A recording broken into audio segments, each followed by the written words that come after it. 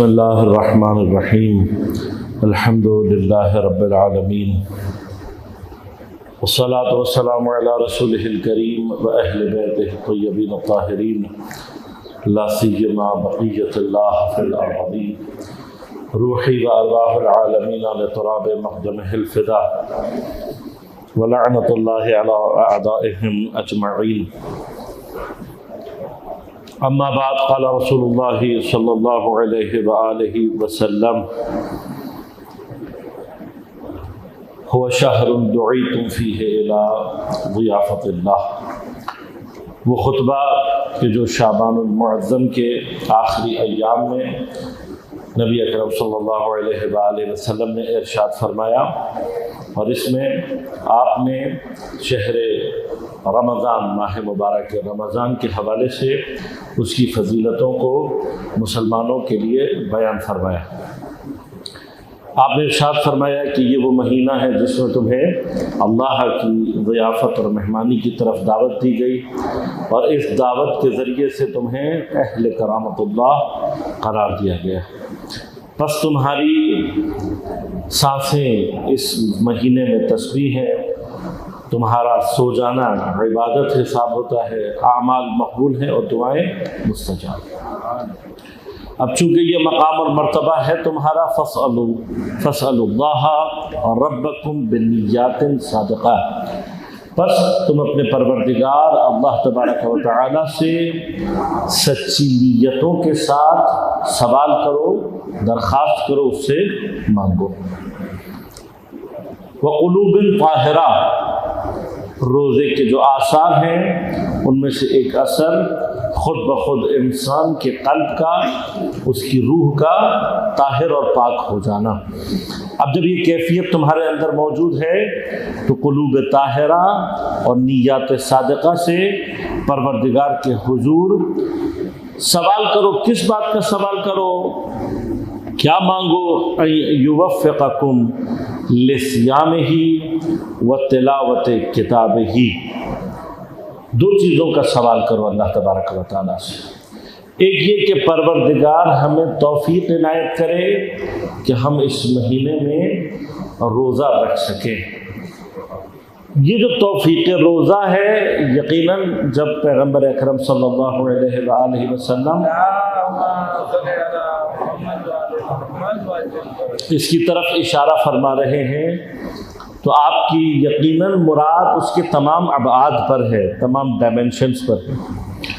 ایک روزہ جس کو ہم عام طور پر اپنے لیے تصور کرتے ہیں کہ جی صبح نماز فجر کے وقت سے لے کر نماز مغرب تک کھانے پینے اور بہت ساری حلال کردہ چیزوں سے اجتناب اور پرہیز کرنا، یہ یقیناً روزہ ہے. لیکن فرمایا کہ یہ روزہ بدن کا روزہ ہے کہ انسان اپنے آپ کو ان تمام چیزوں سے روک کے رکھے، غذا سے، کھانے پینے سے. لیکن اگر انسان اس سے ایک مرحلہ آگے بڑھے اور اسی ایام میں، انہی حالات میں ان چیزوں سے بھی بے شدت پرہیز کرے کہ جن کو مثلا اللہ نے آنکھوں کے لیے حرام قرار دیا، کانوں کے لیے حرام قرار دیا، زبان کے لیے حرام قرار دیا، تو فرمایا کہ یہ روزہ انسان کی روح کا روزہ ہوتا ہے. حتیٰ اگر انسان کوشش کرے تو اس منزل کو بھی درک کر سکتا ہے کہ جہاں پر وہ اپنی عقل میں اور اپنی فکر میں اور اپنے ذہن میں حتیٰ بری باتوں اور گناہوں کے تصور کو بھی اسی طرح سے روک سکتا ہے جس طرح سے اس نے کھانے پینے کو روکا ہوا ہے، اپنی آنکھوں کو روکا ہوا ہے، اپنے کانوں کو روکا ہوا ہے. لہذا یہ مراتب روزہ ہیں. اگر کوئی شخص ان تمام مراتب کو طے کرتا ہے تو اسی اعتبار سے اس کی توفیق سیام، روزہ رکھنے کی جو توفیق ہے وہ اسی کے اعتبار سے، اور پھر لازمات اس کے درجات اور اس کے ثواب اسی اعتبار سے. اسی طرح سے دعا کرو پروردگار سے، مانگو کہ اس مہینے میں پروردگار تمہیں توفیق عنایت کرے. کس چیز کی؟ تلاوت قرآن کی. یقیناً قرآن ایک ایسی کتاب ہے کہ جو پورا سال انسان کو چاہیے کہ اس سے اپنا ربط رکھے، اس کے ساتھ اپنا انس رکھے۔ کبھی کبھار مثلاً قرآن کی بعض آیات کو پڑھنے کے بعد قرآن کریم کی جو مظلومیت ہے وہ خود قرآن کریم سے ظاہر ہوتی ہے۔ مثلاً سورہ فرقان میں آیت ہے کہ پیغمبر اکرم صلی اللہ علیہ وآلہ وسلم قیامت کے دن پروردگار کے حضور اپنے قوم کے متعلق یہ شکایت کریں گے کہ پروردگار میری قوم نے اس قرآن کو محجور رکھا، دور رکھا اپنے آپ سے۔ یعنی یہ شکایت جس کو قرآن اس وقت ہماری زندگیوں میں ذکر کر رہا، اور اس کے باوجود ہمارا حال یہ ہے کہ ہم قرآن سے اپنے رابطے کو پیدا نہیں کرتے، تو اب آپ اس سے اندازہ لگا لیجئے کہ خدا کی کتاب کس قدر مظلوم۔ اسی طرح سے قرآن کی مظلومیت کا ایک مقام وہ ہے کہ جہاں پر وہ کتاب جو کہ تا قیام قیامت انسان کے لیے ہدایت کا پیغام لے کر آئی ہے، انسان کی کامیابی، اس کے تکامل، اس کے رشد کا منشور بن کر جو کتاب آئی ہے، وہ اپنے پڑھنے والوں سے درخواست کیا کر رہی ہے؟ ما تیسرا، جو بھی تم آسانی کے ساتھ پڑھ سکو۔ اب اگر غور کیا جائے کس قدر مظلومیت کا مقام ہے کہ قرآن خود اپنے بارے میں مومنین سے درخواست کیا کر رہا ہے کہ تم کم از کم اتنا قرآن پڑھ لو جو تم آسانی کے ساتھ پڑھ سکتے ہو۔ اب اگر ہم اتنا قرآن بھی نہ پڑھیں، آسانی کے ساتھ مراد کیا ہے؟ اگر آپ قرآن کی روزانہ ایک آیت پڑھ سکتے ہیں، اگر آپ قرآن کا آدھا صفحہ پڑھ سکتے ہیں، اگر آپ روزانہ قرآن کا ایک صفحہ پڑھ سکتے ہیں، اور وہ ایک صفحہ بھی انسان نہ پڑھے، تو واقعاً کہ ہم اس قابل ہیں کہ قیامت کے دن ہم قرآن خدا کے سامنے کوئی عذر پیش کر سکیں؟ مثلاً ایک صفحہ پڑھنے میں آج کتنا ٹائم لگتا ہے؟ اگر انسان نے واقعاً قرآن کی تجوید وغیرہ سیکھی ہوئی ہو تو ایک انسان کو عام طور پر قرآن کا ایک صفحہ پڑھنے میں 3 منٹ سے زیادہ نہیں لگتے۔ خب ایک طریقہ کار، ایک انداز یہ بھی ہے کہ انسان روزانہ کوئی ایک صفحہ فجر کی نماز کے بعد پڑھے، پھر اسی کو ظہرین کے بعد پڑھ لے، اسی کو مغربین کے بعد پڑھ لے، سوتے وقت اس کا ایک مرتبہ ترجمہ دیکھ لے اسی ایک صفحے کا، تھوڑا سا اس میں غور و فکر و تدبر کر لے۔ اگر اس روش سے، اس انداز سے بھی آپ قرآن کریم پڑھتے رہیں تو 2 سال میں آپ کے 3 قرآن کریم ختم ہو سکتے ہیں آسانی کے ساتھ۔ صرف کیا ہے اپنے آپ کو اپنی روٹین میں لانا ہے۔ نماز کے بعد کتنی دیر لگتی ہے؟ 2 یا 3 منٹ، بس اس سے زیادہ نہیں۔ لیکن اگر میں اپنی زندگی میں یہ 2 سے 3 منٹ بھی قرآن کو نہیں دے سکتا تو پھر قیامت کے دن میں خدا کے حضور کو عذر پیش نہیں کر سکتا۔ توفیق مانگو، کیوں؟ اس لیے کہ بہار قرآن ہے، جہاں نہ صرف قرآن کی تلاوت ہے بلکہ چونکہ قلوب انسانی روزے کے اثر سے پاک و طاہر ہوتے ہیں، تو یہ یاد رکھے گا کہ قرآن کا اثر بھی انسان کی روح پر اس مہینے میں اتنی ہی شدت کے ساتھ ہوتا ہے۔ لہذا غور کرنے کی بات ہے، جیسے بہار کے مہینے میں آپ غور کریں، زمین میں ایک خاص قسم کی آمادگی پائی جاتی ہے۔ اس آمادگی کی وجہ سے کیا ہوتا ہے؟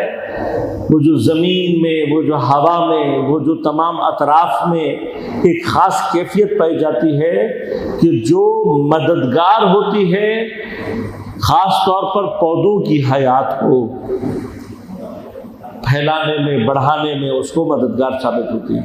تو کیا ہوتا ہے؟ وہ ضعیف سے پودے بھی جو شاید ذرا سے نامساعد حالات میں ان میں رشد و نمو نہ ہو سکتی ہو، وہ بڑے نہ ہو سکتے ہوں، بہار کے مہینے میں چونکہ ایک طاقت ہوتی ہے، زمین کے اندر طاقت ہوتی ہے، ہوا کے اندر ایک طاقت ہوتی ہے، تو وہ ضعیف پودے بھی بالآخر بہار میں اپنے اندر اپنے اظہار وجود کرنے میں کامیاب ہو جاتے ہیں۔ اسی طرح سے ماہ مبارک رمضان، یوں سمجھ لیجئے کہ جب اس کو بہار کہا گیا تو اس کا معنی یہ ہے کہ انسان کے قلب کی زمین آمادہ ہے، خود ماہ مبارک کے رمضان کی اوقات اور ساعات اس کی فضیلتیں ایک طرح سے آمادگی رکھتے ہیں۔ اب اگر اس ماہ مبارک میں کوئی انسان تھوڑا قرآن پڑھے لیکن سمجھ کر پڑھے تو یقیناً اس کے قلب پر قرآن کی جو تاثیر ہے وہ عام ایام سے زیادہ ہو سکتی ہے۔ جو ہمارے ہاں، میں کئی دفعہ اس بات کو دہرا چکا ہوں کہ برادران سے کچھ چیزیں ہمارے اندر صلاحیت کر دی گئی ہیں جو کہ ہمارے ہاں رائج نہیں تھی۔ مثلا ختم قرآن کی دوڑ، میں نے اتنے پارے ختم کیے، میں نے اتنے قرآن ختم کیے، لیکن قرآن کو سمجھا نہیں، تو کتنے ہی ختم قرآن کیوں نہ کر لو، ہو سکتا ہے تمہیں زبان پر آیات کو جاری کرنے کا کوئی ثواب اللہ تبارک و تعالیٰ عطا کر دے، لیکن تمہاری اس عملی دنیا میں وہ قرآن تمہارے کسی کام نہیں آئے گا۔ قیامت کے لیے ہو سکتا ہے کہ کوئی ثواب آپ کے لیے اللہ تعالیٰ اپنے فضل سے، اپنے کرم سے محفوظ کر کے رکھ لے، لیکن ایسا قرآن پڑھنا کہ جس میں قرآن کی کسی ایک آیت کا بھی کوئی مطلب انسان کو سمجھ میں نہ آیا ہو، کم از کم دنیا میں اس کو کوئی فائدہ نہیں پہنچا سکتا۔ اس کے مقابلے پر تھوڑا قرآن پڑھیں لیکن سمجھ کر پڑھنے کی کوشش کریں۔ عربی نہیں آتی کوئی بات نہیں ہے، ترجمے کی طرف نگاہ کریں۔ یقیناً بہت سارے مقامات قرآن میں ایسے آئیں گے جو آپ کے ذہن میں سوالات کو ایجاد کریں گے، اور یہ یاد رکھیے گا کہ سوال کا ذہن میں ایجاد ہونا انسانی روح کی حیات کی علامت ہے۔ یہ جو سوال ہوتا ہے جو انسان کے اندر پیدا ہوتا ہے، یہ بالکل بھوک کی مانند ہوتا ہے۔ مردے کو بھوک نہیں لگتی، مریض کو بھوک نہیں لگتی، جو زندہ اور سالم ہوتا ہے اسے بھوک لگتی ہے۔ اسی طرح سے جو روح مر چکی ہو یا جو روح بیمار ہو چکی ہو اس میں سوال پیدا نہیں ہوتا، لیکن جہاں سوال پیدا ہو اس کا مطلب کیا ہے کہ وہ روح، اس کے اندر بھوک کی کیفیت ہے، اس کا مطلب وہ زندہ ہے، سالم ہے۔ لہذا قرآن سے سوالات کے پیش آنے کو نہ ڈریں۔ اگر کوئی سوال آپ کے ذہن میں پیدا ہوتا ہے، علماء سے مراجعہ کریں اور اس کو حل کریں۔ اس کے بعد کا جو جملہ ہے وہ واقعاً ہم سب کے لیے ایک طرح کی تنبیہ ہے جو پیغمبر اکرم صلی اللہ علیہ وآلہ وسلم ہمیں متوجہ کرنا چاہتے ہیں۔ لہذا ارشاد فرماتے ہیں کہ جب اتنی فضیلتیں، اتنی برکات، اتنی رحمتیں اللہ تبارک و تعالیٰ کی جانب سے مومنین کے لیے آمادہ ہیں، فَإِنَّ الشَّقِيَّ مَنْ حُرِمَ غُفْرَانَ اللَّهِ فِي هَذَا الشَّهْرِ الْعَظِيمِ، فرمایا وہ شخص شقی ہے، وہ آدمی شقی ہے۔ کون؟ کہ جو اللہ کی غفران، اللہ تبارک و تعالیٰ کی مغفرت کو اس مہینے میں اپنے لیے حرام قرار دے دے، ایسی حرکتیں کرے، ایسے کام کرے کہ جس سے بجائے اس کے کہ ماہ مبارک رمضان کی برکتیں، رحمتیں اس کے شامل حال ہوں، وہ کیا کرے؟ اس طرح کے کام انجام دے کہ بجائے اس کے کہ رحمت اور مغفرت اس کا نصیب بنے، وہ اپنی حرکتوں سے اس رحمت کو اپنے اوپر کیا کر لیتا ہے؟ حرام کر لیتا ہے۔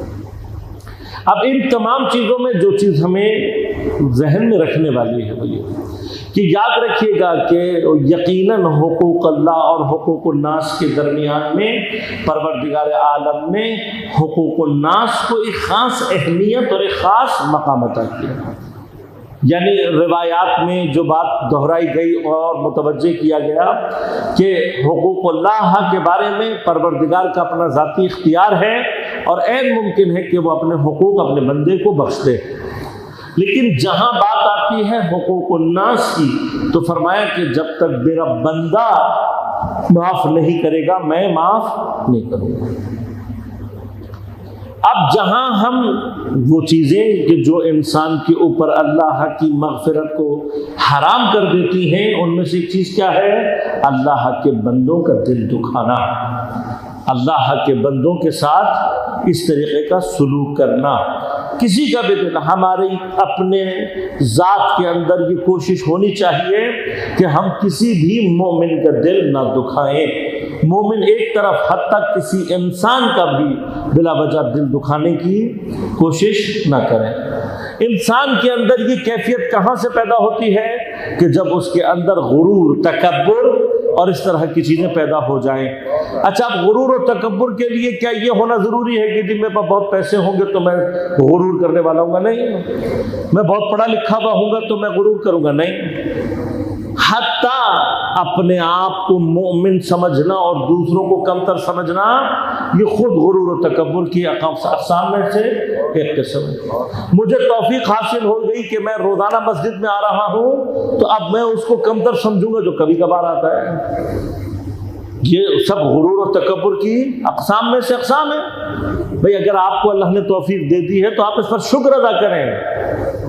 آپ اللہ کے سامنے اس بات کا شکر ادا کریں اور پھر اس شکر کو ادا کرنے کی کوشش کریں.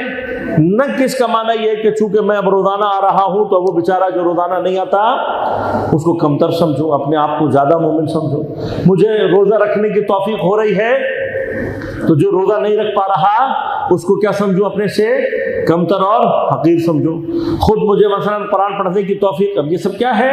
یہ سب بھی غرور اور تکبر کی اقسام ہیں. اور جہاں کہیں پر بھی انسان کے وجود کے اندر ان میں سے کوئی ایک راستے سے بھی غرور آ جائے تو اس کا اثر ظاہر ہوتا ہے، پھر وہ دوسروں کو اپنے سے کمتر سمجھنے لگتا ہے اور وہیں پر انسان سے وہ اعمال سرزد ہو جاتے ہیں کہ جہاں وہ مومنین کا، اللہ کے بندوں کا دل دکھاتا ہے. اور یہ ان چیزوں میں سے ایک چیز ہے کہ جو انسان پر اللہ کی مغفرت کو حرام قرار دے دیتا ہے. اب ماہ مبارک رمضان میں اس طرف ہمیں اور توجہ دینے کی ضرورت ہے. اچھا باہر بعض اوقات کیا ہوتا ہے کہ باہر تو ہم بلاخر لوگوں کو دکھانے کی خاطر یا معاشرے اور اپنے سوسائٹی کے پریشر کے اعتبار سے نسبتاً ایک اچھے انسان ہوتے ہیں، لیکن جیسے ہی ہم گھر میں گھستے ہیں تو ہم سے زیادہ بدتر آدمی کوئی نہیں ہوتا. یہ نیچر رکھنے والا انسان یہ منافق ہے کہ جو گھر میں کچھ اور ہے گھر سے باہر کچھ اور.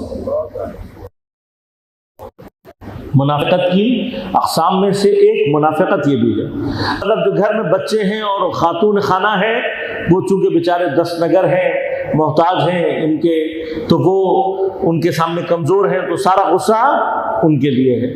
دفتر میں آواز نہیں نکلتی، باس کے سامنے بات کرتے ہوئے ٹانگیں کانپ رہی ہوتی ہے، لیکن سارا غصہ کس کے لیے رکھا ہوا ہے؟ بچوں اور بیوی کے لیے.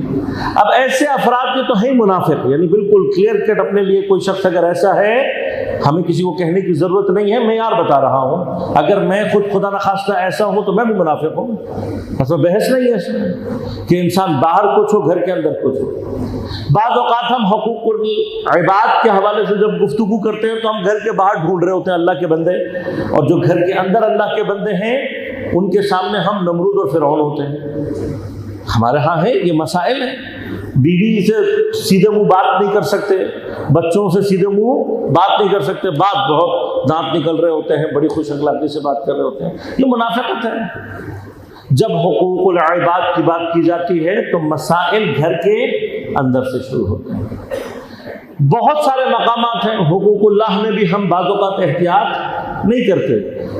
ہمارے ہاں ٹھیک ہے کہ حقوق اللہ جو ہے وہ بعض ایسی جگہیں ہیں جہاں پر حقوق العباد اور حقوق اللہ دونوں آپس میں آ کر مکس بھی ہو جاتے ہیں تقریباً. یعنی ایک ایسی چیز ہو جاتی ہے کہ جس میں حق اللہ بھی شامل ہوتا ہے، حقوق العباد بھی. مثلاً عمومی استعمال کی جتنی بھی چیزیں ہیں، خصوصاً اب جیسے ہم مسجد میں بیٹھے ہوئے ہیں، مسجد میں بہت ساری چیزیں ایسی ہیں کہ جو حقوق اللہ بھی ہیں اور حقوق العباد دونوں کا حصہ ہے. اب یہ سمجھ کر کہ بھائی مسجد تو اللہ کا گھر ہے، مثلاً جس کے گھر میں ایک پنکھا بھی نہ ہو وہ یہاں پر آ کے 4 پنکھے جلا کے کھڑا ہو جائے، یہ کہہ کر کے جی اللہ کا گھر ہے، میں بندہ ہوں اللہ کا، میں مثلاً یہاں پر عبادت کر رہا ہوں. عزیز من، یہ ٹھیک ہے کہ یہ اللہ کا گھر ہے، آپ کے پاس حق اولویت ہے، لیکن اس حق اولویت کے ساتھ ساتھ یہاں پر بہت سارے حقوق ایسے ہیں جن کا مثلا مثال کی بات کر رہا ہوں کہ کوئی آ کر یہاں پر اسراف کرتا ہے اور خدا نخواستہ کل کو بجلی کٹ جاتی ہے، مثال دے رہا ہوں خالی، تو اس سے جتنے لوگوں کو اذیت ہوگی وہ سب کے سب حقوق العباد ہیں اور ایسا کام کرنے والے اس سارے جو ظلم ہے اس کے اندر شریک ہوں گے. لہذا مثلا جہاں آپ نہیں بیٹھے، جہاں آپ نہیں ہیں، جہاں سے اٹھ کر جا رہے ہیں، कोशिश करें। मसलन मिसाल एक बात है, ये सारी चीज़ें इनको रियायत करने की ज़रूरत है। ठीक है कि मस्जिद अल्लाह का घर है, मैं अर्ज़ करूँ हक़ औलवियत आपके पास है, लेकिन मसलन एक आदमी यहाँ नमाज पढ़ रहा है तो अब वो ढूंढेगा वो दूसरा कोना, वहाँ पंखा चला के भाई अगर आप 2 आदमी एक पंखे के नीचे खड़े हो जाओगे तो उसमें इसराफ अल्लाह ताला पसंद नहीं फरमाता। लिहाजा ये छोटी छोटी चीज़ें हैं जिनको इंसान अगर मुतवज्जे हो जाए तो बहुत सारे मकामात पर बाज़ औक़ात यही छोटी छोटी चीज़ें होती हैं कि जो अल्लाह की मग़फ़िरत को हमारे लिए क्या कर देती हैं, हराम करार दे देती हैं। हम मुतवज्जे नहीं होते, आसार मग़फ़िरत हमारे ऊपर से जारी नहीं हो रहे होते। अब जब नहीं जारी हो रहे तो हमें मुतवज्जे होने की ज़रूरत है कि हो सकता है कि कहीं कोई ऐसी चीज़ मेरे अंदर फंसी हुई है, मैं कोई काम हतमन ऐसा अंजाम दे रहा हूँ जिसकी वजह से मेरे लिए मग़फ़िरत के दरवाजे नहीं खुल रहे। एक छोटी सी हदीस है, बस उसकी तरफ इशारा करूँगा कि फरमाया कि किसी भी गुनाह को छोटा मत समझो, हो सकता है कि खुदा का गज़ब उसी गुनाह के अंदर हो। किसी भी नेकी को छोटा मत समझो, हो सकता है कि खुदा की रज़ा उसी छोटे से काम है। और फरमाया कि किसी भी बंदे को छोटा मत समझो, हो सकता है कि खुदा का दोस्त वही शख्स हो। लिहाजा हमारे लिए मेयार ये होना चाहिए, बाज़ चीज़ों को ये सोचकर कि ये छोटा सा मसला है इसे इग्नोर कर दिया जाए, नहीं, बाज़ औक़ात वही छोटा सा मसला इंसान के ऊपर मग़फ़िरत के दरवाज़ों को बंद कर देता है। खूब, अब इसके बाद पैगम्बर फरमा रहे हैं वज़कुरू बिजूअकुम व अतशिकुम फ़ीहि जूअ यौमिल क़यामति व अतशहु। बस यहीं पर मैं जुमले को ख़त्म करूँगा और गुफ्तगू काफ़ी है और यकीनन इसके मतलब खुतबा शाबानिया के ऐसे हैं कि जिनको कम अज़ कम इंसान माह मुबारक के रमज़ान से पहले एक मरतबा ज़रूर दोहराए। यहाँ पर आकर पैगम्बर फरमा रहे हैं कि इस माह मुबारक की जो तुम्हारे अंदर भूख और प्यास की कैफियत है, उस भूख और प्यास में क़यामत की भूख और प्यास को याद करो। यकीनन क़यामत की जो भूख और प्यास है, आप जानते हैं कि उसकी जो कैफियत बयान हुई हैं वो बहुत ही मुतअज्जिब अंगेज़ है, इंसान को ताज्जुब में डाल देती हैं। इस कदर शदीद भूख और प्यास होगी क़यामत की कि जिसका इंसान अंदाज़ा नहीं कर सकता। अब माह मुबारक का रमज़ान एक बहाना है, इसमें जो इंसान के ऊपर भूख और प्यास तारी होती है, उस भूख और प्यास में इंसान थोड़ी सी देर के लिए तवज्जो करे कि यहाँ तो हमारे पास अवेलेबल हैं चीज़ें, अब कुछ घंटे के बाद, 3 घंटे के बाद, 4 घंटे के बाद या मसलन आधे घंटे के बाद रोज़ा अफ्तार हो जाएगा, फिर हमारे पास वाफिर मकदार में खाने पीने को सब कुछ अवेलेबल है। अब क़यामत के दिन के बारे में एक छोटी सी चीज़ अपने जहन में रखें। मसलन फरमाया कि क़यामत का जो दिन है कान मिक़दारुहु 50 अल्फ सना, कि क़यामत का जो दिन है उसकी मकदार दुनिया के 50,000 साल के बराबर है। 50,000 साल क़यामत का एक दिन। मसलन कभी इंसान बैठकर सिर्फ ये तसव्वुर करे, खुदा न खास्ता, खुदा न खास्ता, खुदा न खास्ता हमारे आमाल की वजह से हमारे ये खुदा की तरफ से हुक्म ये जारी हो जाए कि इसको एक दिन तक सिर्फ भूखा और प्यासा रखा। तो अब आप सोचें कभी बैठ कर के ये 17 घंटे की भूख और प्यास इंसान का क्या हाल कर देती है। अगर इंसान को 50,000 साल भूखा और प्यासा रहना पड़ जाए, अब क़यामत में तो मौत भी नहीं आने, शिद्दत भी जो प्यास की है वो कम होने वाली। यहाँ तो इंसान बेहोश हो जाता है, मर जाता है, हाँ, ना वहाँ मौत आनी है ना बंदे ने बेहोश होना है। तो इंसान अब थोड़ी सी देर के लिए सोचे कि मैं क्या ऐसा काम करूं कि खुदा मुझे क़यामत की भूख और प्यास से महफूज रखे। शब जुमा है और शब जुमा वालिदैन की मग़फ़िरत के लिए, अपने अरहाम जितने भी आपके मरहुमीन हैं उनकी मग़फ़िरत के लिए, बल्कि जितने भी मोमिनीन और मोमिनात दुनिया से जा चुके हैं उनकी मग़फ़िरत के लिए दुआ ज़रूर किया करें। और ये शब चूँकि मखसूस और मंसूब भी है सैयदुश्शुहदा इमाम हुसैन अलैहिस्सलाम से, लिहाजा बस चंद एक जुमले मसाइब के हज़रत से توسل کی نیت سے عرض کر کے زحمتوں کو تمام کروں گا کہ جب کہا گیا کہ قیامت کے دن کی بھوک اور پیاس کو یاد کرو، تو قیامت کے دن کی بھوک اور پیاس میں نے عرض کیا، اس سے بچنے کا ایک راستہ کیا ہے؟ ایک راستہ یہ ہے کہ انسان اس دنیا میں سید الشہداء کی اور آپ کے اصحاب کی پیاس کو یاد کر کے آنسو بہائے۔ کچھ دیر میں کھل جانے والا روزہ، جہاں انسان قیامت کی پیاس کو یاد کر رہا ہے، سید الشہداء کے عاشقوں کا مقام یہ ہے کہ وہ قیامت کی بھوک اور پیاس کو بعد میں یاد کرتے ہیں، پہلے وہ سید الشہداء کی بھوک اور پیاس کو یاد کرتے ہیں۔ خود انسان سوچے تو صحیح کس قدر مظلوم ہے وہ ذات کہ جہاں بھوک اور پیاس کا تذکرہ آتا ہے، پہلا تصور ذہن میں کربلا والوں کا آتا ہے، پہلا مرحلہ وہ آتا ہے کہ جہاں انسان بہت شدید پیاس ہو، خشک ہو اور ذرا سا پانی کا گلاس انسان کے سامنے آ جائے، خود بخود سید الشہداء کا تصور انسان کے ذہن میں آ جاتا ہے۔ بس ایک چھوٹا سا مقام آپ کی خدمت میں عرض کروں گا اور زحمتوں کو تمام کروں گا۔ کربلا والوں کی پیاس، جو کربلا میں شہادت کا جام نوش کر رہے تھے، شہادت کے ساتھ ساتھ ان کی پیاس کے مرحلے ختم ہو رہے تھے۔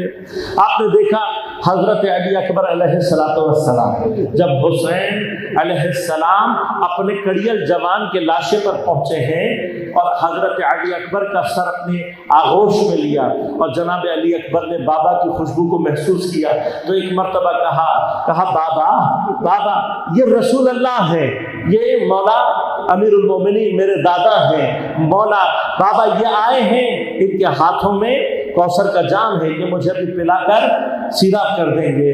علامہ کہ حضرت علی اکبر کے یہ جملے بتا رہے ہیں کہ کچھ دیر پہلے جو امام حسین سے 2 گھونٹ پانی کا طلب کیا تھا اور امام حسین وہ پانی نہیں دے سکے تھے، اپنے بیٹے کو پلا سکے تھے، تو جوان بیٹا اپنے دل میں یہ خیال لیا ہوا تھا کہ بوڑھا باپ یہ سوچتا رہے گا کہ میں اپنے بیٹے کو 2 گھونٹ پانی نہ پلا۔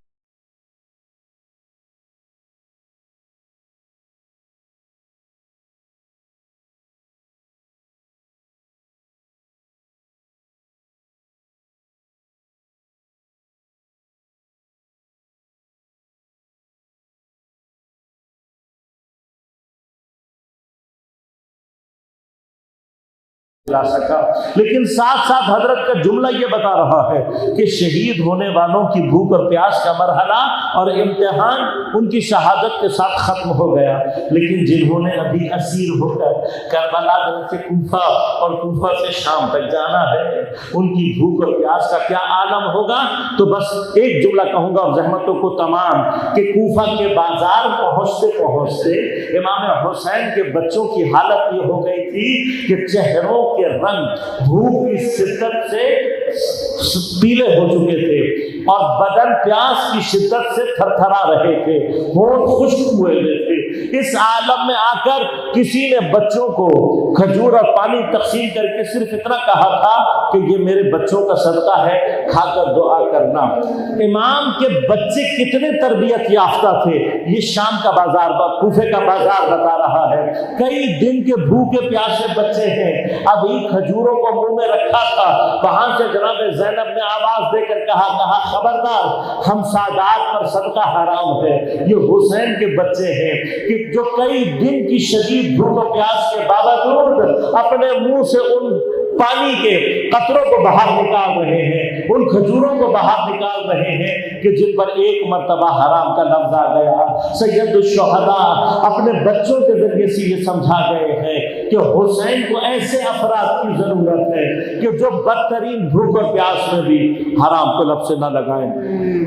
الا ولعنۃ اللہ علی القوم الظالمین وسيعلم الذين ظلموا أي منقلب ينقلبون۔ پر الہ ہماری عبادت کو اپنی بارگاہ میں قبول و منظور فرما، بحق زہرا ابیہا و بعدہا و بنیہا، منتقم کربلا، منتقم اسیران کربلا، منتقم زہرا، امام زمان علیہ السلام کے ظہور میں تعجیل فرما۔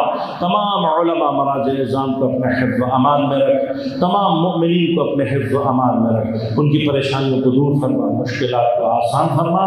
بار الہ امام علیہ السلام کے اعوان و انصار میں شمار ہونے کی توفیق عنایت فرما۔ ربنا